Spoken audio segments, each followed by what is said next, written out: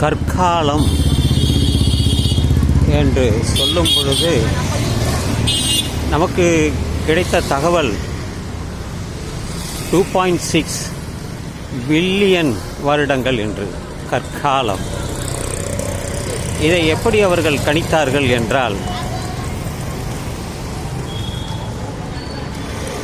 அந்த கற்கால மனிதன் பயன்படுத்திய கற்கள் மூலம்தான் அவன் கண்டுபிடித்தான். அதற்கு ஏதாவது ஆய்வு நடத்தினார்களா என்றால் நடத்தியிருக்கிறார்கள். அந்த கல் எப்பொழுது உருவானது, இதை யார் செய்திருக்க முடியும் என்று ஆராயும் பொழுது இந்த பகுப்பாய்வு அதை வைத்துத்தான் அவர்கள் கணித்து சொல்கிறார்கள். கற்கால மனிதன், அவனுடைய மண்டை ஓடுகள் கிடைக்கிறது. இன்று அகழ்வாராய்ச்சி மூலம் பல உண்மைகள் நமக்கு தெரிய வருகிறது. தமிழர்கள் எவ்வளவு வருடமாக இந்த தென்னாட்டிலே, தமிழ்நாட்டிலே வாழ்கிறார்கள் என்றால்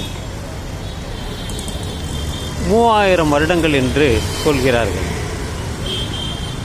அதற்கு முன்னாடியும் அவன் வாழ்ந்திருக்கிறான். கற்கால மனிதன் இருக்கிறான்.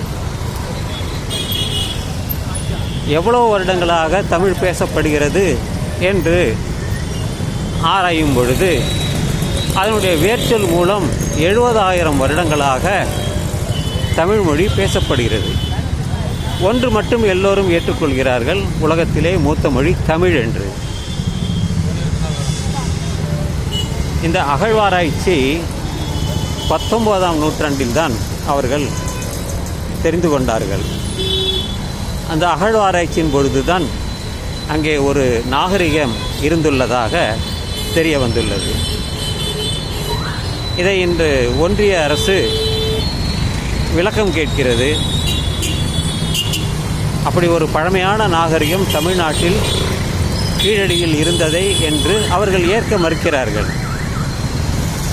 ஏனென்றால் அந்த பெருமை தமிழ்நாட்டிற்கு வந்துவிடும் என்பதால் அவர்கள் மறுக்கிறார்கள். ஆதாரம் கேட்கிறார்கள். எந்த ஆதாரத்தை சொன்னாலும் ஒருவன் முடியாது, நம்ப மாட்டேன் என்றால் என்ன செய்ய முடியும்? வாதாட முடியுமா? இது நமது தெரிந்து கொண்ட விஷயம்தான். நான் ஏற்க மாட்டேன் என்றால் விட்டுவிடு, நீ இல்லை என்பதால் இல்லை ஆகிவிடுமா? எல்லோருக்கும் அந்த ஒரு ரெகக்னிஷன் வேண்டும் என்று விரும்புகிறார்கள். எல்லோரும் அதை ஏற்றுக்கொண்டார்கள். இந்த ஒன்றிய அரசு ஏற்கொள்ளவில்லை. அதனால்தான் இவ்வளவும். எனவே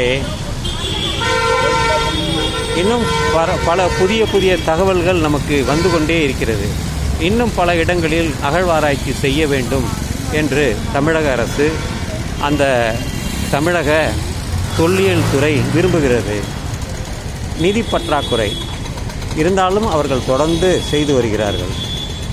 எனவே ஒன்றிய அரசு ஏற்றுக்கொள்கிறதோ இல்லையோ, இது நமக்கு தெரிகின்ற விஷயம்தான். ரெகக்னிஷன் என்று வரும்பொழுது